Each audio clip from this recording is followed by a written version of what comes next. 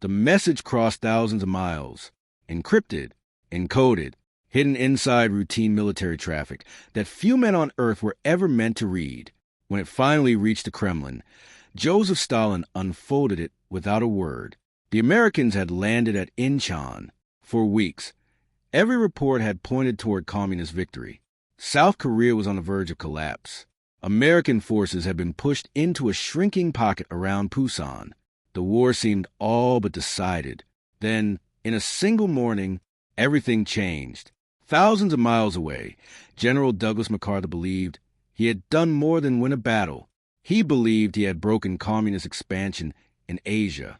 Neither man knew it, but over the next few weeks, they would pull the world toward the edge of a much larger war. They would never meet. They would never exchange a single public threat. Yet every decision made by one would force the other to answer. Their battlefield was Korea. Their weapons were armies.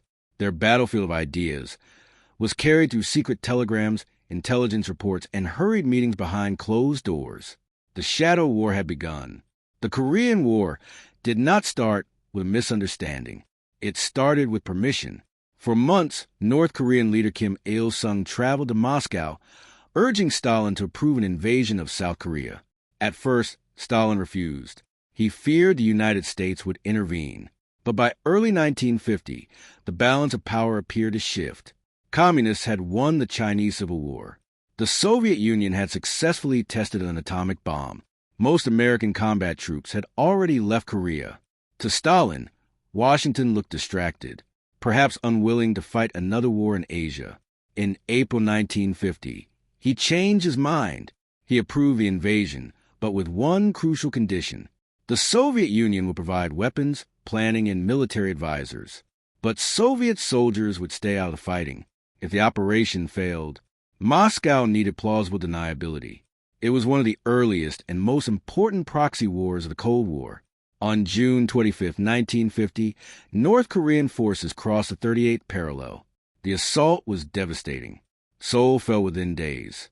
American troops rushed into combat, but they were unprepared. By August, United Nations forces had been pushed into the desperate Pusan perimeter. From Moscow, the reports looked encouraging. The Americans appeared exhausted. The North Korean advance seemed unstoppable. Victory looked close.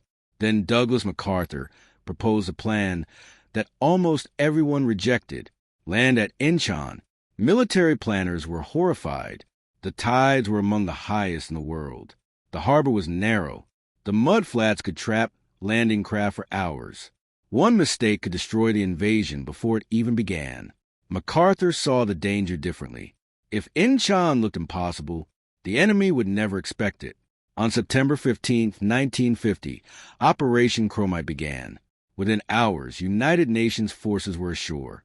Within days, North Korea's supply lines were collapsing. The army that had been driving south suddenly found enemy forces behind it. Inside the Kremlin, new telegrams arrived almost every hour.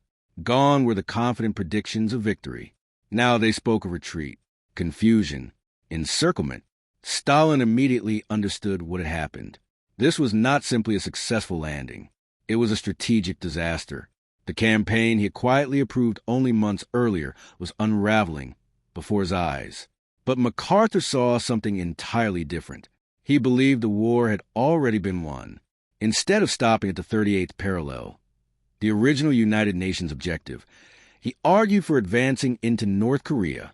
Support for the idea grew quickly. Success has a dangerous habit. It convinces leaders that yesterday's victory guarantees tomorrow's. With every mile north, MacArthur became more confident. With every telegram arriving in Moscow, Stalin became more concerned. American forces were no longer defending South Korea. They were moving toward the Yalu River, toward China's border, toward the heart of the Communist alliance. Inside the Kremlin, Stalin faced the most dangerous decision of the war. Should he risk a direct confrontation with the United States, or convince Mao Zedong to fight in China's place? The answer would decide the next chapter of the Korean War. Because while MacArthur believed he was marching toward total victory, another army was already marching toward him to the mountains of North Korea. The attack began in silence. No tanks, no bombers, No warning. Then, whistles pierce the freezing night. The mountains answer with thousands of voices. American soldiers stared into the darkness as endless columns of Chinese infantry emerged from the hills. They had crossed the Yalu River in secret, marching almost entirely at night, hiding by day, leaving almost no trace. Within hours, the victory at Incheon no longer mattered. General Douglas MacArthur had stunned the communist world. Now, the communist world was striking back. The counterattack had been set in motion far from the battlefield. Inside the Kremlin, Joseph Stalin made a decision that would define the Cold War. He refused to send Soviet ground troops into Korea. The risk was too great. A direct war with the United States could ignite a global conflict, one fought in the shadow of atomic weapons. Instead, Stalin chose a different weapon. China. The Soviet Union would provide tanks, artillery, aircraft, intelligence, and military advisors. But Chinese soldiers would do the fighting. It was the perfect Cold War strategy. Protect North Korea, challenge the United States, and avoid an open war between superpowers. Chairman Mao Zedong reached the same conclusion from a different direction. If American forces reached the Yalu River, China's border would lie exposed. That was a risk Beijing would not accept. Despite fierce debate within the Chinese leadership and a nation still recovering from civil war, Mao ordered the Chinese People's Volunteer Army into Korea. Officially, they were volunteers. In reality, they were battle-hardened troops under General WWII. Their mission was simple: stop MacArthur, push the United Nations back, and change the war before it reached China's doorstep. At first, the warning signs were easy to dismiss. Small Chinese patrols appeared, then vanished. Prisoners hinted at larger forces. Reconnaissance aircraft found little. Many commanders believed the enemy was collapsing. MacArthur remained confident. His headquarters spoke openly about ending the war before Christmas. Then, in late November 1950, the mountains came alive. More than 300,000 Chinese troops struck across a broad front. United Nations positions crumbled under the sheer weight of the assault. Supply lines collapsed. Temperatures plunged below minus 30 degrees Celsius. Weapons froze. Engines failed. Men fought frostbite as fiercely as they fought the enemy. The advance toward victory became one of the longest retreats in American military history. Everything had changed. Inside Washington, alarm spread quickly. President Harry Truman now faced a nightmare. How could America stop the Chinese offensive without triggering a war with the Soviet Union? MacArthur believed the answer was obvious.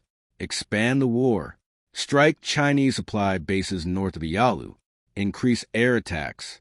Even consider using nationalist Chinese forces from Taiwan. To him, limited war only prolonged defeat. Truman saw something else. Every bomb dropped across the Chinese border increased the chance that Stalin might respond openly. The disagreement became more than a military debate.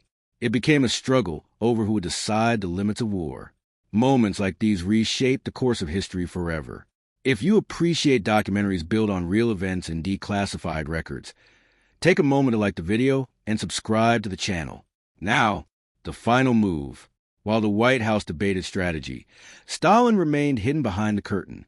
Declassified Soviet archives show he continued supplying North Korea while carefully avoiding direct confrontation with the United States.